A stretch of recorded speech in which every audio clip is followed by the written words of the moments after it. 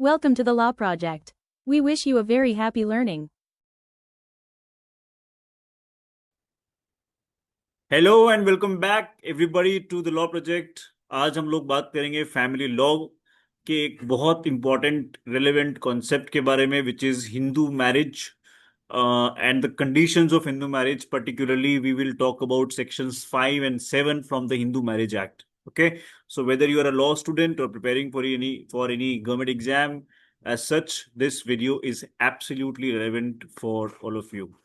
So, as I said, we will today focus on the conditions of Hindu marriage only, and we will take a brief of all the conditions and try to understand the crux of it. Okay, rather than going in depth, we will focus on getting the crux of it. So, as per the Hindu marriage act, सबसे पहली चीज तो हमें ये समझनी है कि जो लॉ है regarding Hindu marriages, that is HMA, Hindu marriage act. And ये 1955 में आया था, तो उसके पहले ये कंडीशंस एप्लीकेबल नहीं थी। Now there are 5 conditions, and all the 5 conditions have to be fulfilled in order to have a valid Hindu marriage. अगर इन पांचों में से कोई भी कंडीशन फुलफिल नहीं होती है, then it is not valid Hindu marriage. Okay, सबसे पहली चीज है मोनोगेमी। एक बहुत इंपॉर्टेंट रूल है that no party should has a spouse living at the time of marriage. ठीक है, अगर दो लोग शादी करना चाहते हैं तो वो पहले से शादीशुदा ना हो। इसका मतलब ये नहीं है कि उनकी पहले कभी शादी नहीं हुई हो, दोनों में फर्क है। ठीक है, मतलब जब दो लोग शादी कर रहे हैं उस टाइम पे उनका कोई और हस्बैंड या वाइफ नहीं होना चाहिए, नॉट इन एग्जिस्टेंस। पहले कभी शादी हुई थी, डिवोर्स हो चुका है, या हस्बैंड या वाइफ की डेथ हो चुकी है, that is okay. But at the same time, one person cannot have two husbands or two wives, right? At least, of course, you can't have more than that also. So monogamy is the first rule of Hindu marriage validity. Second is soundness of mind. तो दोनों parties का जो mental status है वो sound mind होना चाहिए, medically and legally they should be capable of entering into a marriage. ठीक है, ऐसी कोई बीमारी उनको नहीं होनी चाहिए मेंटली जो कि उनकी मैरिज को अफेक्ट कर सकती है, जो कि उनके मैरिटल ऑब्लिगेशंस को फुलफिल करने में अफेक्ट कर सकती है। ठीक है, तो दो तरह की मेंटल डिसऑर्डर्स होते हैं। एक तो वो जो कि एक नॉर्मल मेंटल डिसऑर्डर है लेकिन जिससे मैरिज पे कोई ज्यादा फर्क नहीं पड़ता। फॉर एग्जांपल डिसलेक्सिया हो सकता है, या ADHD हो सकता है, या इंसोम्निया हो सकता है। These are certain things which do not really affect the marriage. लेकिन अगर कोई ऐसा मेंटल डिसऑर्डर है जिसकी वजह से you are unable to procreate children, और you are unable to understand the very marital obligations, कि आपको समझ में ही नहीं आ रहा है कि आपका ऑब्लिगेशन क्या है, क्या रिस्पॉन्सिबिलिटीज हैं, तो that second category of unsoundness of mind is not valid, and because of that condition the marriage will be considered to be invalid. ठीक है, जैसे बार बार कोई मिर्गी के दौरे आना या रिकरेंट इंसेनिटी होता है, तो ये something that makes it very very difficult for the other partner to live with you. ऐसा कोई मेंटल डिसऑर्डर अगर होता है, only then it is prohibited. Third is age, which is widely known by all of us. जो the boy has to have a minimum of 21 years of age and the girl has to have a minimum of 18 years of age. This is mandatory. अगर as का violation होता है तो क्या होगा, ये मैं बताऊंगा आपको अगली स्लाइड में। ठीक है, इंटरेस्टिंगली इंडिया में we get to see a lot of cases जहां पे इस एज कंडीशन का वायलेशन होता है, बहुत रैम्पेंट तरीके से होता है, लेकिन उसका कॉन्सिक्वेंस क्या होगा वो मैं आपको बताऊंगा। फोर्थ जो कंडीशन है and fifth are quite related to each other. So basically कुछ रिलेशनशिप्स हैं, कुछ बॉन्डिंग्स हैं फैमिली के अंदर, जिसके विद इन विच हम लोग मैरिज नहीं कर सकते हैं। ठीक है, तो इसके बारे में भी नेक्स्ट स्लाइड में मैं आपको ब्रीफ में बताऊंगा, बट इस पे मैं एक डिटेल्ड वीडियो लेकर आऊंगा specifically on prohibited relationship and sapindas, क्योंकि ये शॉर्ट में एक्सप्लेन नहीं किया जा सकता है। It needs a separate dedicated lecture. ठीक है, लेकिन अभी हम आप ब्रीफ में इसको डेफिनेटली समझेंगे। तो ये 5 कंडीशंस हैं, अगर इसमें से एक भी कंडीशन वायलेट हो रही है, एक भी कंडीशन वायलेट हो रही है, तो मैरिज वैलिड नहीं होगी। फॉर एग्जाम्पल मान लो 5 में से 4, 3 फुलफिल हो रही है बट 2 नहीं हो रही है, या 5 में से 4 फुलफिल हो रही है, 1 नहीं हो रही है, even if 1 is not getting fulfilled, still the marriage is not valid. ठीक है, तो सपिंदा एंड प्रोहिबिटेड रिलेशनशिप्स क्या होती हैं? Like I said, prohibited relationship जो होती है वो फिक्स्ड होती है, उसकी एक लिस्ट प्रेस्क्राइब्ड है कि आप अपने रिलेटिव्स में इन इन लोगों के साथ शादी नहीं कर सकते। ठीक है, फर्स्ट कजिन, सेकंड कजिन, मैं हिंदू मैरिज की बात कर रहा हूं। तो वहां पे जो है वो लिस्ट एक पूरी प्रेस्क्राइब्ड लिस्ट है कि इन लोगों के साथ आप शादी नहीं कर सकते। ठीक है, क्योंकि उनके साथ ब्लड रिलेशनशिप होता है and that might affect the children biologically later on, it is not considered to be medically safe also. तो ये होता है प्रोहिबिटेड रिलेशनशिप, जो कि लॉ ने ही मना कर दिया है। दूसरा है सपिंदा रिलेशनशिप। अब सपिंदा रिलेशनशिप में फिक्स नहीं है, मतलब रिलेशंस फिक्स नहीं है, लेकिन जनरेशन्स को फिक्स किया गया है। मदर की साइड से 3 जनरेशन्स तक और फादर की साइड से 5 जनरेशन्स तक, इनके बीच में कोई क्लैश नहीं होना चाहिए। Nobody can marry a person who falls under 3 generations of the mother और 5 generations of the father. Simple terms में ये है सपिंदा, और प्रोहिबिटेड मैंने बता दिया। तो दोनों में फर्क क्या है कि prohibited is basically a fixed list and sapinda is the is based on generation, the chain of generation. ठीक है, दोनों कॉन्सेप्ट्स पे मैं एक लॉन्ग वीडियो लेकर आऊंगा, एक्सप्लेनेटरी वीडियो लेकर आऊंगा, डिटेल में समझेंगे। फॉर नाउ अभी आप इतना समझ लो, that should be more than enough. ठीक है, अब बात करते हैं एज की। अगर एज का वायलेशन होता है तो मैरिज का क्या होगा? ठीक है, तो अच्छा, by the way before that there is an exception, as you can सी।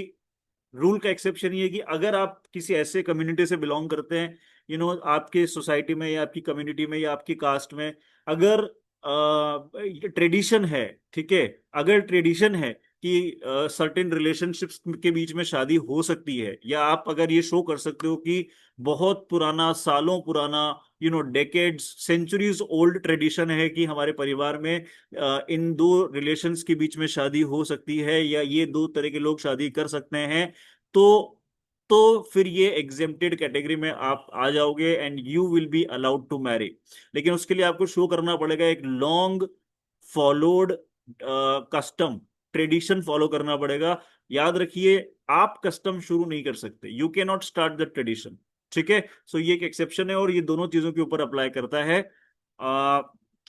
बात करते हैं वॉइड एंड वाइडेबल जो मैरिज होती है। तो वॉइड मैरिज का मतलब क्या होगा कि जो पूरे तरीके से वॉइड है, जो कभी एग्जिस्टेंस में आई ही नहीं, इट हैज नो कॉन्सिक्वेंस, किसी भी पार्टी के ऊपर ना कोई जिम्मेदारी है, ना कोई ड्यूटी है, ना कोई राइट है, ना कोई ऑब्लिगेशन है।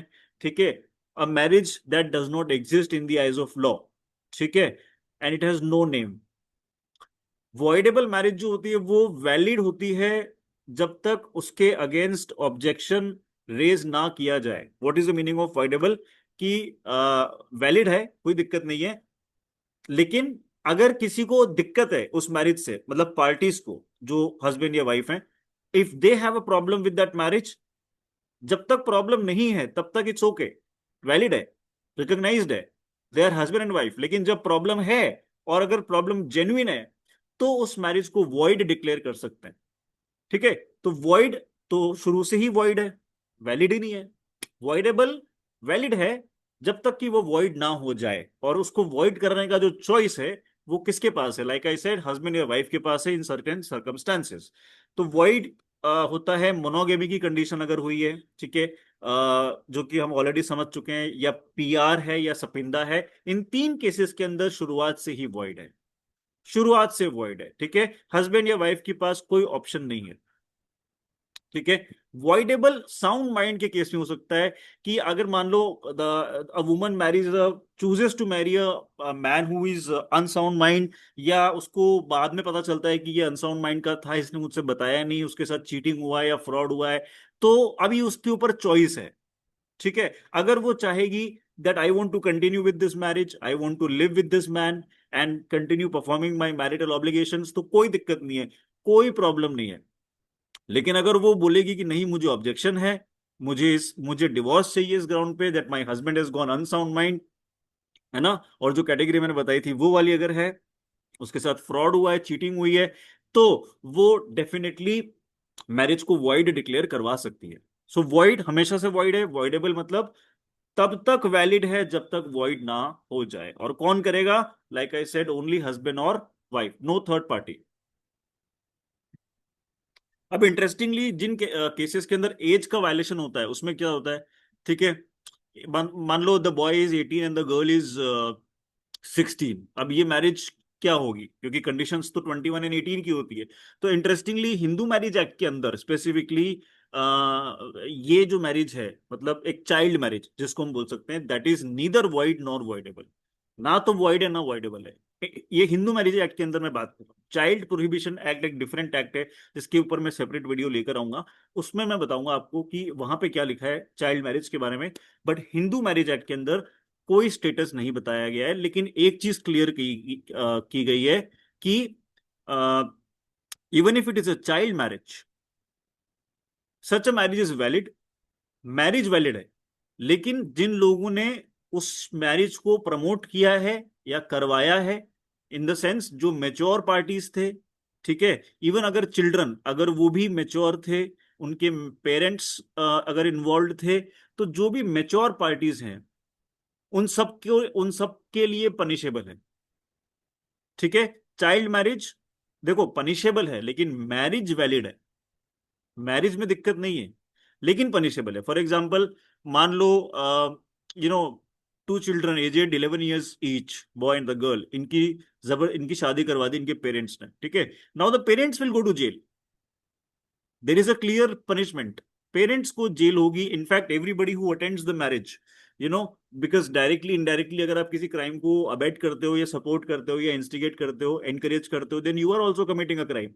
तो जिसने भी उस मैरिज में पार्टिसिपेट किया होगा डायरेक्टली इनडायरेक्टली, ये जानते हुए कि ये चाइल्ड मैरिज है, वो सब लोग जेल जाएंगे एज पर द लॉ, ठीक है। लेकिन इस केस में बच्चों की एज बहुत कम है, तो उनको एग्जेम्पशन मिल जाएगा, but the marriage will remain valid. सही बात समझना, child marriage is valid but punishable, ठीक है। ये बहुत बड़ा मिसकंसेप्शन है, हमें लगता है चाइल्ड मैरिज तो इनवैलिड है, इनवैलिड नहीं है, इलीगल है, फर्क है। इलीगल मतलब पनिशेबल है, लेकिन वैलिड है, मैरिज विल कंटिन्यू, ठीक है। और उस शादी से जो भी बच्चा बच्ची जो भी पैदा होता है आगे जाके, वो लेजिटिमेट चाइल्ड कहलाता है, लॉफुल चाइल्ड कहलाएगा, ठीक है। तो इसके ऊपर भी मैं डिटेल्ड वीडियो लेकर आऊंगा about the child prohibition act, जिसपे हम और डिटेल में बात करेंगे और आपको क्लैरिटी के साथ समझ में आएगा, ठीक है। सेक्शन 7 एक इंपॉर्टेंट चीज है कि अगर आपके कस्टम में आपकी कम्युनिटी के हिसाब से सप्तपदी यानी से 7 फेरे लेना जरूरी है, फायर के सामने 7 फेरे लेना अगर जरूरी है, तो आपको लेने होंगे। अगर आपने नहीं लिया है, मतलब आपने अपनी ही कम्युनिटी का या अपने ही ट्रेडिशन का वायलेशन किया है, तो ऐसी मैरिज वैलिड नहीं हो सकती। फॉर एग्जाम्पल, एक एक परिवार है, एक कम्युनिटी है जिसमें 7 फेरास मैंडेटरी है। अगर नहीं मैंडेटरी है तो कोई बात नहीं है, वो कोर्ट डिसाइड करेगा कि आपकी फैमिली में या आपकी फैमिली ट्री में किस तरह का ट्रेडिशन है। और ट्रेडिशन के बारे में मैंने क्या बताया, ट्रेडिशन नया नहीं होना चाहिए, ट्रेडिशन होता है पुराना, सदियों पुराना, ठीक है। तो सदियों पुराने के लिए एग्जेम्पशन है, लेकिन अगर 7 फेरे लेना जरूरी था और आपने नहीं लिए, 4 5 6 लिखे छोड़ दिए, तो ऐसी मैरिज वैलिड नहीं है।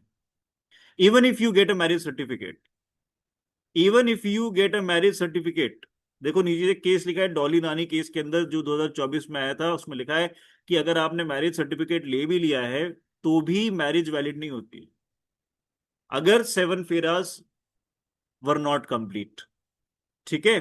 तो इसमें भी वही वाली बात है, कस्टम अगर आपका अलाउ करता है कि आप नंबर ऑफ फेराज चूज कर सकते हो तो इट इज ओके, लेकिन अगर 7 फिक्स्ड है तो आपको 7 लेने होंगे, अदरवाइज मैरिज आपकी वैलिड नहीं है। चाहे सर्टिफिकेट मिल गया हो, चाहे रजिस्ट्रेशन हो गया हो, चाहे सब लोगों ने अटेंड कर लिया हो, चाहे फोटोग्राफी वीडियोग्राफी कुछ भी हो गया हो, marriage is not valid, okay. चाहे बाकी पांचों कंडीशंस मीट आउट करती हो, चाहे बाकी पांचों कंडीशंस मीट आउट करती हो, फिर भी वैलिड नहीं होगी, ठीक है। तो ये इंपॉर्टेंट चीज है। नाउ ये क्वेश्चंस मैं आपके लिए होमवर्क है, you have to do it at home.